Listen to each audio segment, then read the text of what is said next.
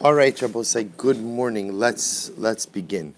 So we are picking up today's daf is Mem Gimel 43. We are picking up on Mem Gimel 43. Last word on the first line. Amar Ula. Rabbi, say our shir this morning. Our shir this morning is dedicated by Irvin Cohn in honor of the yahrzeit of his father Henry Chaim ben Yitzchak HaKohen. We hope that in the merit of our Talmud Torah, the Neshama will have an aliyah and the family a nechama. And of course, as I mentioned yesterday, all of the shiurim of this week are dedicated by Robert Lilienfeld in honor of his wife Lisi and in celebration of her incredible passionate commitment to tzedakah and chesed, her ability to inspire others to do the same. Quite beautiful. So we'll say, so again, let's begin. So Amar Ula. So we'll say, remember again, we've begun the parak of Eila Trefus. So we're getting now, we're discussing the various halachos concerning what makes an animal a treifa. So let's go. So Amar Ula. So we'll say, yesterday, what we primarily focused on is, we started the parak, we saw the list of 18 treifas. We saw again how that list, according to our Mishnah, was not meant to be an all-inclusive list, but instead it was meant to be 18. Some of them which are exact, some of them are categories. For our Mishnah, that wasn't the problem because our Mishnah ended with the phrase of Zeh HaKlal. Wherever you have Zeh HaKlal, that is a catch-all phrase for additional cases as well. In addition to that, again, we saw Tana Debei Rabbi Shmuel, who seemed to really be a bit more rigid in his adherence to the number 18. So we spent a significant amount of time trying to figure out how to maintain allegiance to that number 18, while still also recognizing the Basgar treifas, as well as the Shev Shmaisis, as well as the 7 additional treifas. So with that, Rabbi said we go weiter. Amar Ula. Ula explained as follows. Ches mine treifas ne'emru l'Moshe misinai. There were really 8 categories of treifas that were said to Moshe Rabbeinu at Har Sinai. Now, the novelty of these 8, as we're going to see in just a moment, is that they're not really types of treifas as much as they are categories of treifas. What are the categories? Nikuva, perforated; psuka, detached; netula, removed; chasura, deficient; krua, torn; drusa, clawed; nefula, collapsed; shavura, broken. So if you notice again, in these categories over here, so you could fit in essentially all the different types of treifas. Every single type of treif, Rabosai, really fits into one of these categories. Again, so it says the Gemara, what's the point, Rabosai? Now here's what's interesting. Whenever you have a list, so lists do 2 things. Lists tell you what's included, and lists also tell you what's excluded. La'afuke lekusa derachish bar papa. But if you notice again, what's missing from this list? A category that we call lekusa. But say lekusa means diseased. So we'll say, for example, we saw Rachish bar papa who said that one of the treifas is kidney disease. If an animal has a diseased kidney. So if you notice again, apparently that is missing from this list, because at least according to Ula, ultimately again, that is not one of the categories of treifa. So the Gemara says, Lafuki the lukusa drachish bar papa, Amrachia bar Rabba, Ches treifas yesh benekuva. So we'll say here, Papa says that first of all, if you look at Rashi, Rashi says Lemeute lukusa derachish dekulya. So we'll say, so remember again, this list is excluding a diseased kidney. She'ina bichlal elu. That is ultimately again not included in this list. Upalig ula alei. Vim tomar yeshna bichlal nekuva. So fine. So let's go back there. So the Gemara says as follows. Amar chia barava. Ches treifas yesh benekuva. There are 8 different types of treifos in the category of nekuva. Well, so remember again, nekuva means the case of a perforation, punctured, right? So there are 8 different cases that fit into the category of nekuva. Im tomar tes, but if you'll say after going all of them, really there's a 9th one. So we'll say the 9th one would be the case of a perforated gallbladder. So the Gemara says, Mara, so im tomar tes, Mara, Rabbi Yossi, Rabbi Yehuda, Katanila.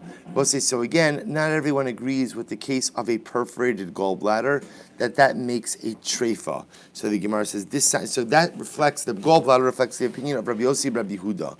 So the Gemara says, Disanya, Nikva HaKeva, if ultimately, again, remember, the keva is one of the stomachs. If one of the stomachs became perforated, nikvu hadakim, the intestines became perforated, treifa. Then ultimately, again, that makes the animal a treifa. Rabbi Yossi, Rabbi Huda Omer, af nikva hamara. Rabbi Yossi, Rabbi Huda holds, even if the gallbladder is perforated. So we'll say, what do you see from here? You see that perforation of the gallbladder is not held by everyone to be a siman treifa. Obviously, again, Rabbi Yossi, Rabbi Huda holds it is, but not everyone agrees with that. Am Rabbi Yitzchak bar Rabbi Yosef, Am Rabbi Yochanan. Halacha ki Rabbi Yossi bar Yehuda. So Rabbi say the Gemara says over here that the halacha follows, as Rabbi Yitzchak says, the halacha follows Rabbi Yossi Rabbi Yehuda. Again, Rabbi say, what does Rabbi Yossi Rabbi Yehuda say? He holds that a perforated gallbladder is in fact one of the treifas. So the halacha follows Rabbi Yossi bar Rabbi Yehuda. Va'amar Rabbi Yitzchak bar Rabbi Yosef, Amar Rabbi Yochanan. Maya hadruli chavri Rabbi Yossi Rabbi Yehuda. So we'll say, remember again, now what we have over here is a machlokes when it comes to the gallbladder. So we'll say, by the way, that the gallbladder is one of those interesting organs which, right, I guess technically speaking, you could live without a gallbladder, right? The issue of a punctured or perforated gallbladder is what? Is bile leakage, right? If you have bile leakage, that apparently, I believe it could be septic in human beings also, right? It could certainly be septic I did my homework. I prepare. I just want everyone to know. I'm just like, Baruch Hashem for Google, right? So I'll say, so ultimately, again, so the issue over here is, what is the status of a perforated gallbladder? So I'll say, so here you have Rabbi Yossi, Rabbi Yehuda telling us that ultimately, again, that is a treifa. But yeah, we also see that everyone else seemingly does not hold of that. So it says the Gemara, so we'll say, the truth is, I understand Rabbi Yossi Rabbi Yehuda's position. Why? Because at the end of the day, it's an internal organ that's perforated. A lot of the other perforations, I will say, that make an animal a treifa are internal organs that are perforated. So I understand Rabbi Yossi Rabbi Yehuda's position. What's the counter argument? What's the argument to say that a perforated gallbladder does not make the animal a treifa? To which, well, so this is actually quite amazing. They quote a pasuk from Eov. This is really a very striking conversation. Eov says, Yishpoch la'aretz mirei rasi. Let my bile, right? Let my literally gall, right? Let the liquid from my gallbladder fall onto the ground. So we'll say. So what is Eov essentially saying? I was saying, Eov is saying my gallbladder is perforated, right? Let the juices is the wrong word. The liquid from the gallbladder come out, fall onto the ground, and right, that's how much I'm suffering. But Rabbi say Eov is saying this, and yet what? Va'adayin Eov kayim. See, Rabbi say Eov is still alive. So what is Eov saying? Mamish, things are so tough that even my bile is spilling onto the ground. But yet what? He's still alive. What do you see from here? That a person could have a perforated gallbladder and still be alive. So from here we see that what? That a perforated gallbladder does not make you a treifa. So the Gemara says, Rabbi Yossi Yehuda says, come on. You're bringing a raya from Eov, Amar Lahem, Ein Maskirin Maisenisim. They will say, Eov, come on. Eov we know is an exception because Eov suffered in terrible, unspeakable ways, but yet HaKadosh Baruch Hu still kept him alive. And this was an ace. I'll tell you the proof. Dilo Temachi, because it will say if you don't hold that Eov was an ace, I'll tell you something else. What does the pasuk say? Yiflach Kilyosi. So we'll say, Eov goes on. He says in the same pasuk, Yasabu alai rabav Yifalach Kilyosai. Right? Velo yachmol. So ultimately, Eov says, let my kidneys be split, right, and have no compassion on me. So the Gemara says, Mi kachayik. Could a person live without any functioning kidneys? Right? Could a person without any functioning kidneys? So I'll say, obviously, Eov saying, even my kidneys aren't working. And what? He's still living. Hachanami nisa. Ultimately, again, so what do you see about? So you see that again, essentially, So first of all, I will say there's also a simpler answer to this. The simpler answer to this is who's to say you have to take these statements literally, right? Is Eov literally is the bile pouring out of his body, or his kidneys actively split? What Eov is lamenting is, I'm broken, and everything about me is broken. Now, interestingly enough, from the exchange over here in the Gemara, they seem to understand Eov's statements quite literally. No, Eov is suffering in all of these ways in which he described, and therefore, again, the Gemara answers, it's a nace that he's alive. So therefore, again, you can't bring any kind of rayas from Nisim. Okay, either way, Rabbi say, Eov's off the table. So the Gemara says, Hakanami Nisa Shaini, Rabbi Yitzhak Rabbi Yossi, Amar Rabbi Yochanan, Halacha. So we'll say, so therefore, again, so first of all, just to keep in your mind, as we go through our machloksim regarding trephus, so a perforated gallbladder is a machlokes if it's a treif or not. Rabbi Yehuda holding that it is, the Rabbanan holding it is not. Interestingly enough, the Rambam paskins, Chullin also paskins, that a perforated gallbladder is a siman treifa, for the simple reason I will say that ultimately, again, it's not necessarily just the perforation, but again, it's the bile leakage that ultimately, again, is really deadly to the animal. So the Gemara goes weiter. V'amar Rabbi Yitzchak Rabbi Yossi, V'amar Rabbi Yitzchak Rabbi Yosef, Amar Rabbi Yochanan, halacha kedivrei haomer kizayis. So this is another interesting halacha. Take a look at Rashi. It's almost right across in Tosfos, V'ha Amar Rabbi Yochanan. If you go across in Rashi, about 4 lines up from there. Halacha kedivrei haomer bekizayis, deba'inon kizayis shiur benital hakaved. So I'll say ultimately this is a little bit of a reverse verbiage. So the halacha follows. We'll say, so we spoke about that if the liver is missing, right, the absence of the liver is a siman treifa. So Rabbi Yochanan says the halacha is that as long as there is a kizayis of the liver left over, the animal is not a treifa. So halacha kedivra kizayis. Look at Rashi. Deba'inon kizayis shiur benital hakaved. That you need a kizayis of the liver left over. Uplukti bepirikin diraminon stama demaslisin adadi. We don't have to do the rest of that Rashi. So go back to the Gemara. So Amar Rabbi Yochanan chidrei omer kizayis. The halacha follows the one who says that in order for the animal not to be a treifa, with the absence of the liver, there has to at least be a kizayis of liver that is left. Umi Amar Rabbi Yochanan hachi. Did Rabbi Yochanan really say this? V'ham Rabbi Bar Chana Am Rabbi Yochanan. Rabbi Bar Chana said in the name of Rabbi Yochanan, halacha ki stam mishnah. The halacha follows a stam mishnah. And what would he say about a stam mishnah? Utinan, and we learned nitla hakaved v'lo nishtayir heimena klum. We'll say yet the mishnah says that what? If the liver was removed and nothing was left of it, then I will say, what does nothing left mean? Nothing left mean. Right? What could we infer from that? Ha nishtayir. I will say what you can infer from that is what? Is that if there was any little bit left over, then what? Then what? Then the animal would not be a treifa. Even what? Even less than a kizayis. Even less than a kizayis. Ha nishtayir kshera afagav de lo habi kizayis. I will say ultimately again, what do you see from here? That even if there was anything left, even less than a kizayis, then halacha l'maisa, the animal would still be kosher. Afagav lo havi kizayis. To which the Gemara says, you're right. Amoraim ninhu. So ultimately, again, this is a machlokis amoraim. So I will say, in terms of the liver, do you need a kizayis or even less than a kizayis? Machlokis amoraim va'aliba di Rabbi Yochanan. And I will say again, this is a machlokis in Rabbi Yochanan. The Am Rabbi Yitzchak, but Rabbi Yosef, Am Rabbi Yochanan. Here we go. Mara shenikva. So we'll say if you have a mara shenikva. So we'll say mara again is the gallbladder. If you have a gallbladder that was a perforated gallbladder, shenikva v'kaved sos masa. Now we'll say this is an interesting case. And the liver plugs up. So also again, remember the liver is right next to the gallbladder. So what happens over here is you have a perforated gallbladder, but the liver was right up next to the gallbladder. So essentially, the liver plugs up the gallbladder. So kshera, the halacha is, I will say, that is kosher. In other words, even if you hold that a perforated gallbladder is a treifa, so as long as the liver ultimately, again, is plugging up the perforation, you're okay.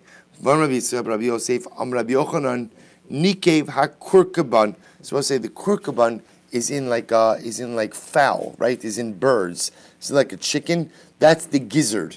So we'll say that's actually one. Again, we're going to get into all of this in greater depth. That's essentially one of the stomachs, or part of the stomach of a bird of fowl. So we'll say, so nikiv hakurkuban, if the kurkuban ultimately again was perforated, vikis shalokayim. I would say, but the inner pouch of the stomach is intact, kosher. Ultimately, again, the bird is kosher. Ibailu. So we'll say we have a kasha then about that. So Gemara asks, nikiv hakis, the kurkuban kayim. So what about the opposite? What happens if the inner pouch was perforated, but the kurkuban, the gizzard is intact? So what's the halacha? So Tashma, Damram Nachman, Nikev zeh, below zeh, kosher. If ultimately, again, this one became perforated and not this one, so we'll say what that seems to be saying over here is, the kiss became perforated but not the kurkuban, so kosher. Ultimately, again, the animal is still kosher. Amar Rava, so we'll say fine. So that kind of ends that sugya. So we'll say, so ultimately, again, what we see from here is as follows. There is a machlokes, so we'll say the Gemara doesn't resolve the machlokes regarding the liver. The liver itself is still a machlokes. Again, we're going to come back to it. Here's what we know. We know if the liver is totally out, then what? The animal is a treifa. If some of the liver is left, so that's a machlokes. Machlokes is what? We'll say, how much liver do you need? So one opinion telling us you need a kizayis, other opinion telling us that you need a kolshu, any amount. That machlokes, again, we're tabling for now. We'll see the resolution a bit later on. So Tashma, we'll say, Ibailu. So I'm sorry. Amarava. So here we go. Another interesting case. Shnei oros yesh lo leveshet. So we'll say the veshet, which remember again is the esophagus, has two layers to it. Literally means shnei oros means two layers of flesh has with it. Chitzon adom. We'll say the external layer of flesh of the esophagus is red. Upnimi lavan, and the inner part is white. So we'll say, so this is actually going to be very important. Nikev zeh below zeh kasha. So let's remember again, we established one of the treifas is if the esophagus becomes perforated. So we'll say, if one of the layers of flesh becomes perforated and not the other, that is not a treifa. Rather, again, it's only halacha l'maaseh what? If both layers become perforated. So the Gemara says, Nikev zeh below zeh kasha. Lama li lemeimar. So we'll say ultimately again, Lama li lemeimar chitzon edom upenimi lavan. We'll say why is it necessary to state that the outer layer of flesh of the esophagus is red, and the inner layer is white? So we'll say, meaning we know that. I'll tell you why. The ichalif treifa. We'll say to tell you that if you open up an animal and you see this reversed, if you see that on this animal, for that veshet, for that esophagus, the outer part is white and the inner part is red, that's a treifa. There's something wrong with that animal. That's a treifa. So we'll say, so again, lesson number one in Hilchos esophagi is that two layers of flesh, outer layer is red, inner layer is white. If you open up that animal, and I will say the halacha only becomes a treifa if both layers are perforated. If only one layer is perforated, it is not a treifa. Both layers must be perforated. That's lesson number one. Lesson number two is if you go ahead and what? If you go ahead and open up the animal and the layers are reversed, the animal is a treifa. Weiter. Ibailuhu. Nikev shneim zeh shelo kineged zeh. What's another interesting case? What happens if there's a perforation and both are perforated, but what? The perforations do not line up. So this is actually a very interesting case. So you open up the animal, you see that there's a perforation on the external red part, then you cut it open, you see that there's a perforation on the white layer of the esophagus as well. But the two perforations, so we'll say under normal circumstances, when you have a perforation in the esophagus, what happens? It just goes right through. What happens if they're not lined up? So we'll say, so still both are perforated, but the perforations are not lined up. Ultimately, again, is the animal a treifa or not? So now, armor papa, beveshet kasher, bikurkiban pasal. So we'll say, ultimately, again, in a veshet, right, in an esophagus, ultimately, again, if the two layers of perforation are not lined up, the animal will not be a treifa. Bikurkiban, I will say ultimately again with the korkaban, with the gizzard of the animal, which I will say also as we will see has layers, right? Has layers and has to be fully perforated through and through. The animal will be puzzle. So also we're going to discuss why that distinction. Maskef Ravashi. So Rashi says Adraba Veshet de la Achila Bey Upaya Bey Ravach Gamdale Upashtale. So Rashi says I don't understand that. It should be just the opposite. See, I both say a veshet, an esophagus, expands and contracts. Therefore, you're going to say it's possible that what? It's possible that at the time of the perforation, then what? The veshet was expanded. Therefore, again, in reality, the inner layer did line up with the outer layer, and in reality, the perforation is actually through and through. It's just now when you're looking at the animal, the veshet is contracted, and therefore, again, the two lines or the two perforations do not line up. Zimnin dimin handizin bahadadi. On the other hand, so I will say, so therefore, again, it's possible that in reality, this veshet, this esophagus, is in fact pierced through and through, and therefore should be a treifa. Kurkaban demenach nayich kidikaika. I will say the gizzard, which does not expand. If you ultimately see piercings on different levels, on the different layers, that should not be a treifa, because the korkaban does not expand at all, and therefore, going to say if those piercings of the different layers are not lined up, that shouldn't be a treifa. This is what I mean to say. In the Yat will say you're right. Rather, we're going to revise the ruling like you. That halacha l'maaseh will say if you go ahead and you open up the animal and you find on the esophagus that there is a piercing on both the outer red layer and the inner white layer, even if they do not line up with each other, the animal is a treifa. Why? Because you assume that halacha l'maaseh at some point in time when the veshet was expanded, that the two layers lined up, and this is a piercing that goes through the veshet in its entirety. Va'amar Rabba. So what Rabbi says as follows: Krum sha'ala machmas machar. Both is actually an interesting case. Beveshet eno krum. Both say if you open up the animal and you see on the esophagus that there is a scab, So we'll say, so what happens? So we see that scab is formed over on the veshet, on the esophagus. I will say that scab is not considered to be like part of the veshet, and therefore the animal is considered to be a treifa. Look at Rashi, Enokrum, ve'im nikev v'nistam afilu alsa bostima ava ena miskayemes. So we'll say, so the halacha is that we know if there's a scab, obviously what does that mean?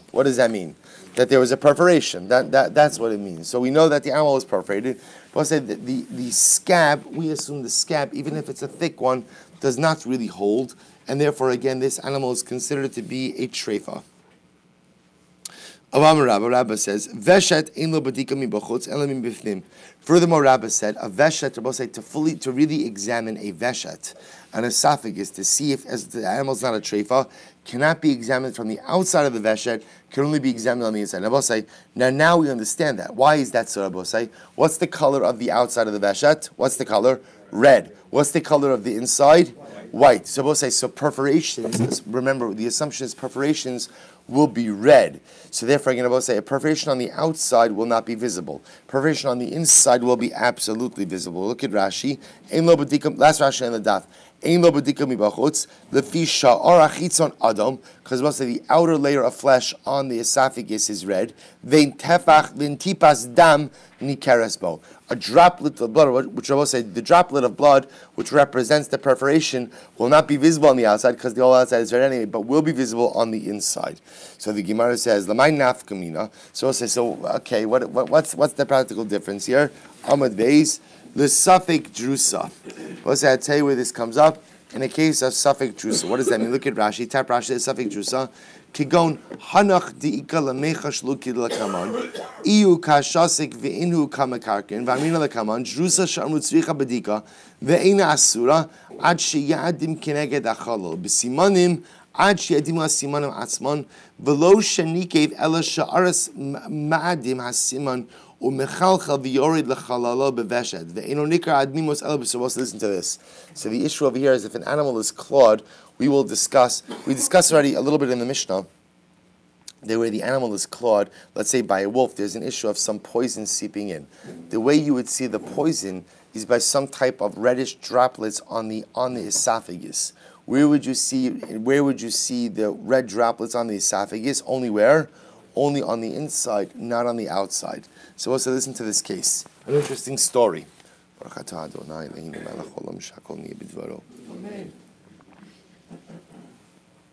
So here we go. Hahi suffik drusa da soy the kamei de Rabbi. We'll say there was a suffik drusa.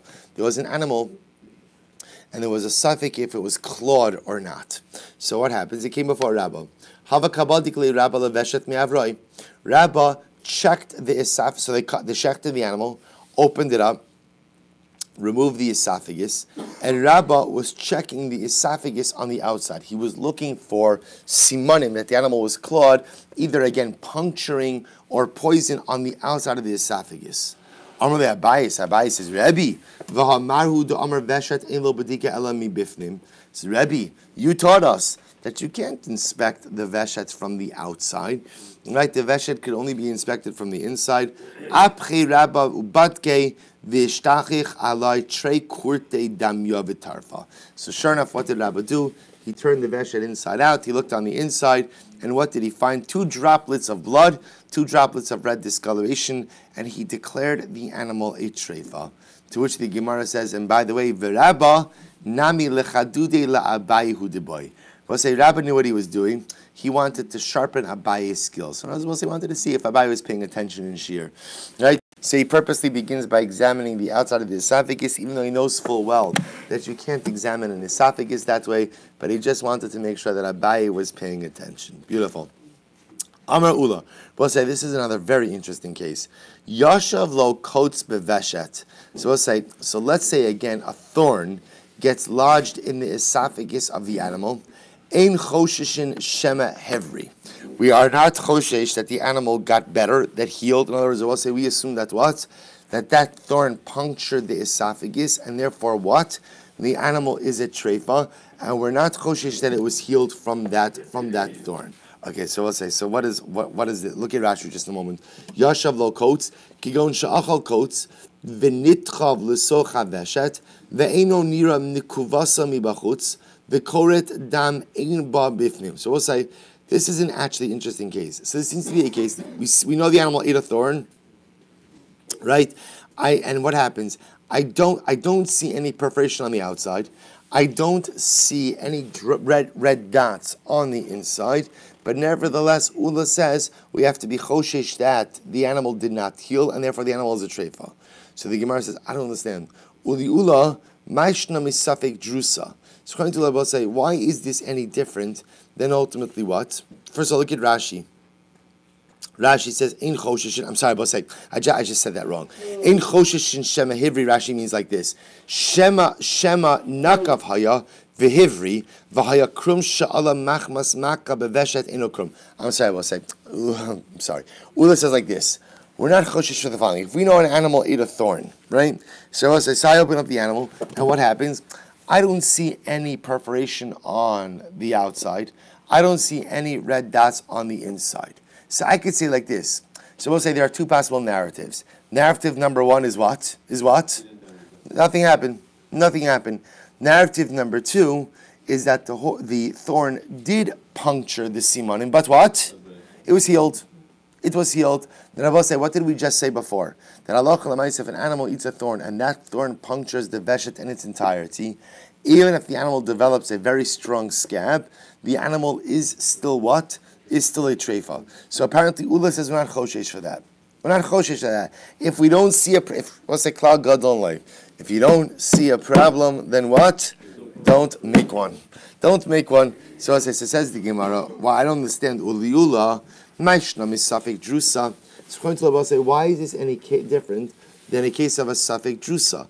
I will say, if you look at Rashi, Mashlam is Safek Drusa, Dimishum da al Arya Beinayu, Aminan Shema Daras, Umatsuchina Le Bedika. So I'll say, so again, remember in the case of Safek Drusa, we require a Bedika. So why is this case any different? Kasavra Ula in Choshesh and Safek Drusa. I will say, Ula is of the opinion that you don't have to be Choshesh for Safek Drusa either. Okay. So you will say, what's happening over here is as follows, just to understand the tension. We know the animal ate a thorn. We know that happened. So we'll say, and yet, despite that, Ula is essentially saying what? Don't worry about it. If everything looks okay, then there's no need to be choshesh for any kind of suffix. We're trying to figure out why that is. Remember the case. Why is it different than the case of shtei chatichos? So we'll say if a person has two pieces of chalev, right? Or I should say two pieces. One is shuman, which is permitted for consumption. One is chalev, which is permitted to consumption. And we'll say what happens? He eats one of them. Only problem is what? We'll say what's talacha? He doesn't know which one he ate. What do you do in that kind of case? So we'll say you bring an asham taloi, right? You bring the, we'll say, look at Rashi's one, mishtei chatichos, shem achal achas mehen v'nei odeh ezehi, de mevi asham taloi ala safek. If I eat one of the pieces, but I don't know what I ate, I bring in asham taloi. So I say, what do you see from here? You see from here that in the case of safek, you have to remedy the safek in some way. To which the Gemara says, no, that case is different. Why? Hasam is chazek yisura. Rabbi say in the case of shtei chatichos, I know with absolute certainty that what? That one of them is aser. That's different than the thorn case. Ula says there's no need for me to be choshesh for iser if I don't know any iser to be present.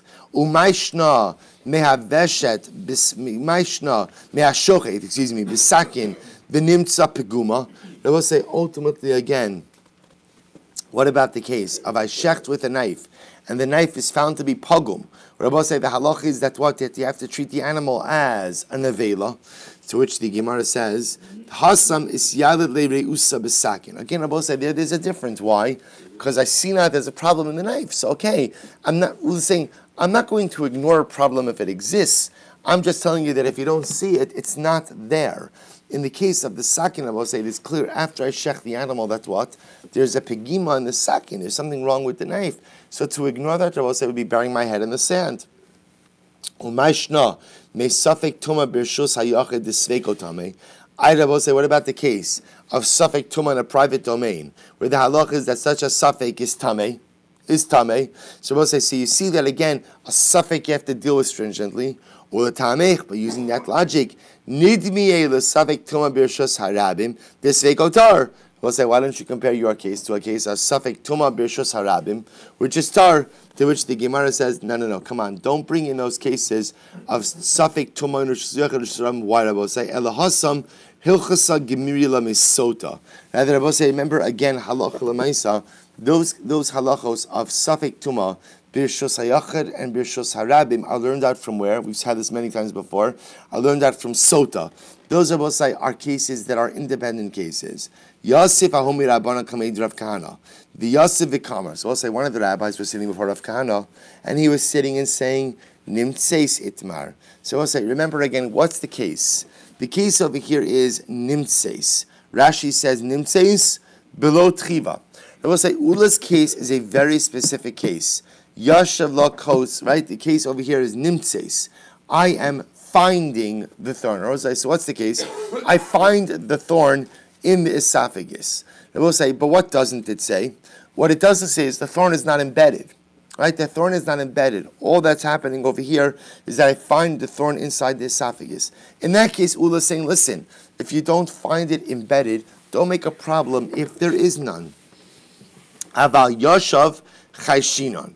Rabbi say, but says the Gemara, but ultimately again, if the thorn is embedded, then ultimately again, inachinami, I do have to be choshesh. Look at Rashi, chayshinon, nimtzeis itmar below tchiva.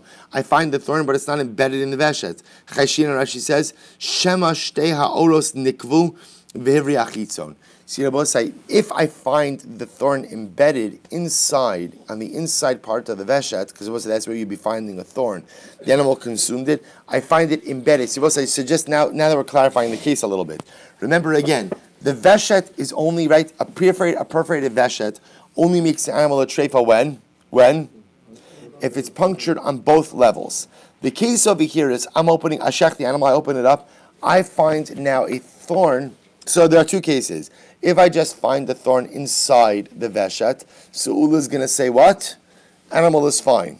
The shaila is, if I find a thorn embedded in the inner white part of the veshet, but yet I don't find a perforation on the outside part of the veshet. So the question is, do I have to be choshesh that there was a perforation on the outside of the veshet as well? Just Rabbi say, what happened? What happened? It healed. Now that's very nice that it healed, but as we established, even a scab, right, even a healed perforation in a veshet still renders the animal a treifa. So we'll say, so the Gemara says as follows, here's the case. Nimtseis itmar, aval yoshav chashinan. Einachinami, if you open up that animal, and you find that thorn embedded on the inside of the veshet, and now what Rabbi say, you don't find a corresponding perforation on the outer layer of the veshet, you still must be concerned that the outer part of the veshet was perforated. Maybe it healed, but even if it did, the animal is still a treifa. Amar luhu Rav Kahana, lo tatzisu le yashav itmar. Right? So about nimtseis lo itztirich le luula. So I'll say ultimately again, do not go ahead. Lo tatzitzu, Rashi says, do not focus ultimately again on the yashav. Aval nimtseis lo itztrich le'ula. We'll say the case of nimtseis, which we'll say is just the case of where you're finding a thorn inside the esophagus. That doesn't even warrant any kind of discussion. Why not, Rabbi Sai? Because ultimately, again, the kulu chiyui b'raisa kotzi achlan. I will say, so it's interesting. The Gemara suggests that you are almost always going to find thorns in the esophagus of animals. Why, Rabbi Sai? Because animals inevitably ingest thorns. So we'll say, what seems to be happening over here is as follows. So therefore, Halacha L'Maisa, Ula seems to be saying like this. If you open up the animal and you find a thorn inside, that case doesn't even warrant mention. Why not? Because I'll say that's Maisim B'chol Yom. What's Ula's novelty? Ula's novelty is, if you open up the animal and you find the thorn embedded on the inside of the veshet, even though you don't find the corresponding puncture on the outside of the veshet, you still declare the animal a treifa because you are concerned that there was a perforation, but ultimately, again, it was healed. Itmar, we'll say, let's go weiter. Turbatz haveshet. So we'll say, Turbatz haveshet, Rashi says, is makom dipuko belechi. It is, we'll say, I think they translate this as the hallway of the esophagus. I will say, this is the area of the esophagus that connects to the cheekbone area. Turbatz haveshet, Rav Amar b'mashu. Rav says even any amount of perforation ultimately renders the animal a treifa. Ushmuel Amar berubo. Shmuel says it's only if the majority is perforated. Rav Amar b'mashu. Rav says any amount makes it a treifa. Why? Makom shchitahu. Because Rav holds you could even shecht an animal in this area, and because ultimately again it's a makom shchita, therefore any amount of perforation will render it a treifa. Ushmuel Amar berubo. Ushmuel Amar berubo. Lav makom shchitu. Shmuel says no, it has to be the rove, because ultimately again it's not a makom shchita. So the Gemara says, hey nihu turbatz haveshet. So what exactly is the area of the turbatz haveshet, of this hallway of the veshet? Amar Mari bar Marukva Amar Shmuel. So what's that? I'll tell you. Kol shechotcho umarchiv zeu turbatz. Any area on the veshet where what Rabbi say, you cut it and it expands. If you cut the veshet and it expands on the area of the cut, that's the turbatz. Chotcho va'omeid bimkomo zehu veshet atzmo. If you cut the veshet, but the flesh does not expand, but instead it stays as is, that's the veshet. That's the primary veshet. Omul Rapapi Marlo Amrachi. So Rapapi said that's fine, but Mar did not say this. Who's Mar? Umanu Rabbi Barabai. So Rabbi Barabai said differently. What did he say? Ella kol shechot chova ombim komo zel turbatz haveshet. Anytime you cut this esophagus area, and what? The area remains, the flesh remains as is, that's the turbatz, that's the hallway of the veshet. Eila ezu veshet atzma. So we'll say, what is the veshet itself? Kol shechotcho v'kavitz.